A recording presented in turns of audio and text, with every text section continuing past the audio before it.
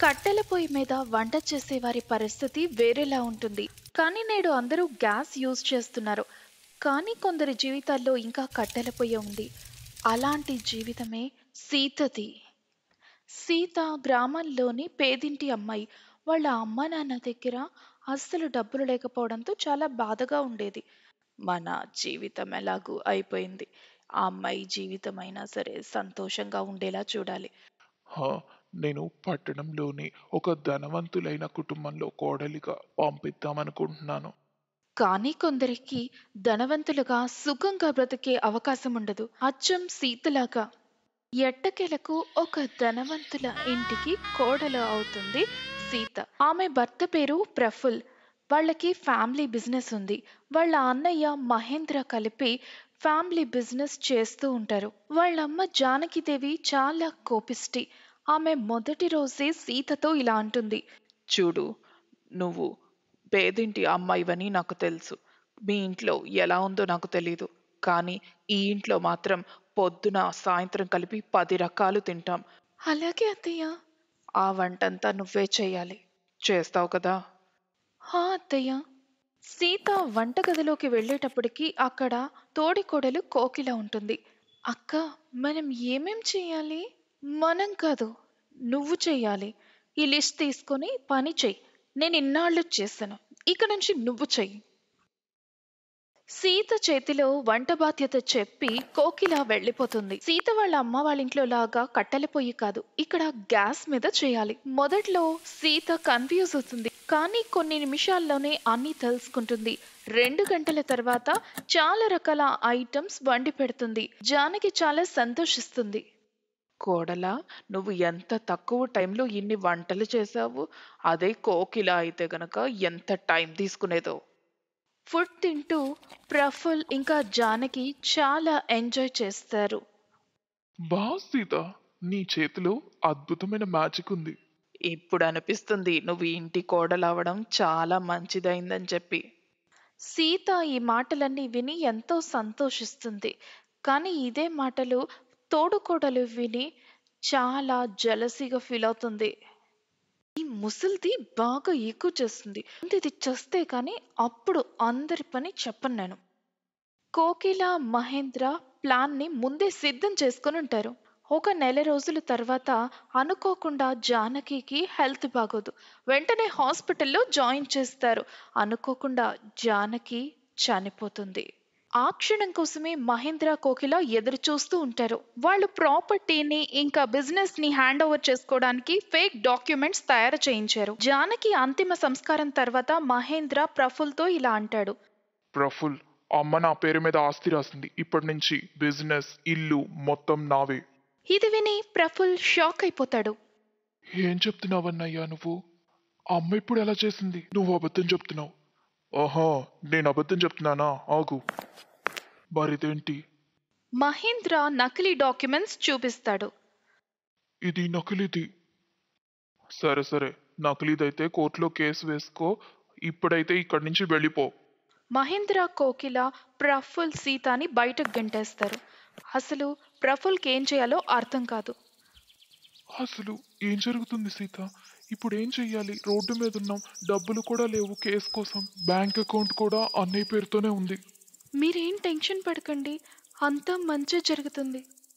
ఏం మంచి జరుగుతుంది సీత? అంతా పోయింది. ఇప్పుడు ఎక్కడ ఉంటాం? ఏం తింటాం?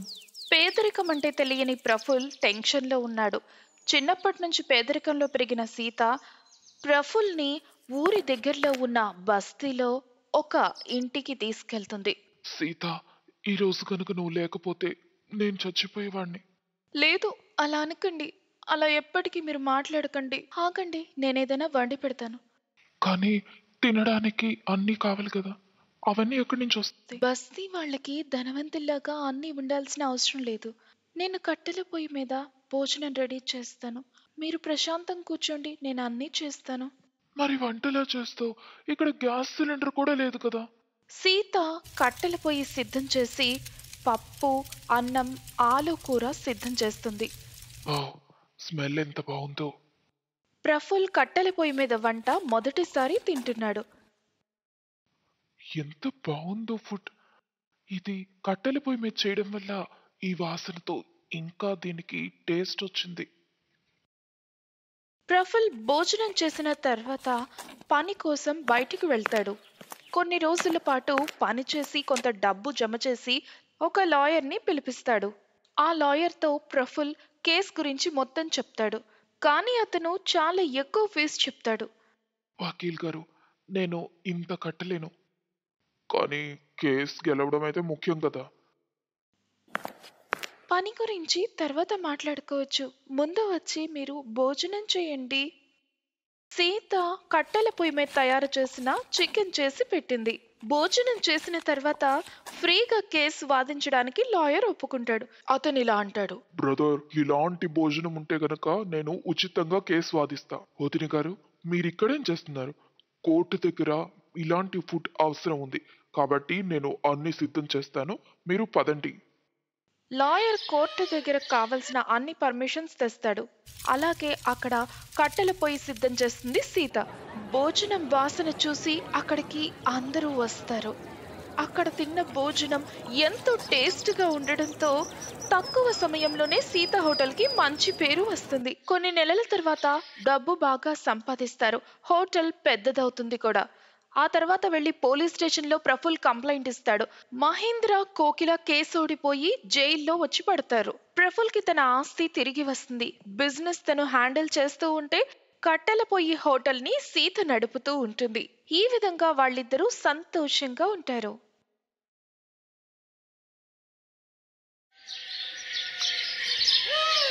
అనిమేష్కి జాబ్ పోతుంది. అతను ఆఫీస్ నుండి బయటికి వచ్చి ఫుట్పాత్ పై కూర్చుంటాడు. చాలా కష్టపడితే జాబ్ దొరికింది, కానీ ఇప్పుడు అది పోయింది. నాకేమో కొత్తగా పెళ్ళైంది. అప్పుడే అనిమేష్ భార్య సీమా కాల్ చేస్తుంది. యాండి, మనం కార్ ఎప్పుడు కొంటున్నాం? కారా? ఇప్పుడు నీ కారెందుకు? నా ఫ్రెండ్ కొత్త కార్ కొనుక్కుందండి, చాలా బాగుంది. నాకు కూడా కార్ కావాలి. మన దగ్గర అంత డబ్బు లేవు సీమా, నేనెలా కార్ కొనగలను? అదంతా నాకు తెలీదు. నాకు కార్ కావాలి కావాలి కావాలి కావాలి. సీమా ఫోన్ కట్ చేసేస్తుంది. వాళ్ళ పెళ్లి జరిగి కొద్ది కాలమే అవుతుంది. సీమా చాలా మొండిది. తనకెప్పుడు ఏదో ఒకటి కావాలి. అనిమేష్కి అసలు సీమాని పెళ్లి చేసుకోవడం ఇష్టం ఉండదు. కానీ అనిమేష్ వాళ్ళమ్మ ఇలా అంటుంది, బాబు, ఈ అమ్మాయి పెళ్లికి ఒప్పుకుందిరా, పెళ్లి చేసుకో. కానీ అమ్మా, నా జీతం చాలా తక్కువ. అయితే ఏంట్రా, భార్య కేవలం 2 పూటలా భోజనం పెడితే చాలు, పెళ్లి చేసుకోరా నాయనా. అనిమేష్ తల్లి మాటలు విని సీమాని పెళ్లి చేసుకుంటాడు.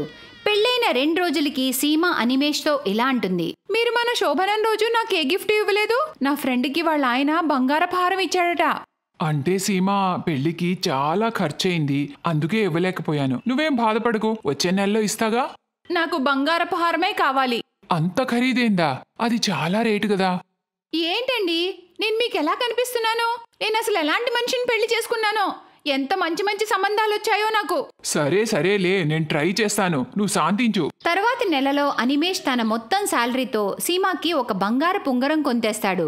కానీ దాంతో సీమా సాటిస్ఫై అవ్వదు. తను ఇంకా ఆశిస్తుంది. తన ఫ్రెండ్స్ ప్రతి నెల ఏదో ఒకటి కొంటూనే ఉంటారు. అది చూసి సీమా అనిమేష్తో మొండిగా ఉంటుంది. సీమా కోరికలు తీర్చేందుకు అనిమేష్ బ్యాంక్ నుండి లోన్ కూడా తీసుకుంటాడు. ఈరోజు అతని జాబ్ పోతుంది. అక్కడ సీమా కార్ కావాలని మొండిగా కూర్చుంటుంది. అనిమేష్ ఇంటికి రాగానే సీమాతో గొడవ మొదలవుతుంది. మీరు నాకు కార్ కొనకపోతే నేను ఇల్లు వదిలి పుట్టింటికి వెళ్ళిపోతానండి. ఏంటి సీమా, అర్థం చేసుకో, నా జాబ్ పోయింది, మన ఇల్లు ఎలా గడవాలి? అయితే నేనేం చేయాలి? మరి నన్నెందుకు పెళ్లి చేసుకున్నారు? ఇల్లు నడిపే దమ్ము లేదు కానీ పెళ్లి కావాలట. అప్పుడే సీమా అత్తగారొచ్చి సీమాకి సర్ది చెప్పడానికి ట్రై చేస్తుంది. కోడలా, మొండితనం మంచిది కాదమ్మా, అర్థం చేసుకో తల్లి. మీరు మధ్యలోకి రాకండి, నేనేం విన్ను. నా కార్ కావాలి. నా స్నేహితులకి నా కార్ని చూపించాలి. సీమా వంట చేయదు. రాత్రికి సీమా ఫ్రెండ్ తనకి వీడియో కాల్ చేస్తుంది. సీమా, మేము కూడా కార్ కొన్నామే, నువ్వెప్పుడు కొంటావు? నేను కూడా ఈ నెలలోనే కొంటాను. ఎంత ఖరీదైన కారు కొంటానో నువ్వు చూస్తూ ఉండు. అనిమేష్ ఇదంతా చాటుగా విని మనసులో ఇలా అనుకుంటాడు. నేను అమ్మకి చెప్పాను నాకు ఈ పెళ్లి వద్దని, కానీ అమ్మ బలవంతంగా నాకు ఈ పెళ్లి చేసింది. ఇప్పుడు నేనే అనుభవిస్తున్నాను, ఏం చేయను? మర్నాడు అనిమేష్ మరో ఉద్యోగం వెతుక్కునేందుకు వెళ్తాడు. అతను 2-3 కంపెనీలకి ఇంటర్వ్యూ ఇస్తాడు. చూడు, ఇప్పుడు మార్కెట్లో జాబ్స్ పరిస్థితి అంతగా బాలేదు. పైగా నీకు అంతగా ఎక్స్పీరియన్స్ కూడా లేదు. నిన్ను జాబ్లో ఎలా పెట్టుకోను?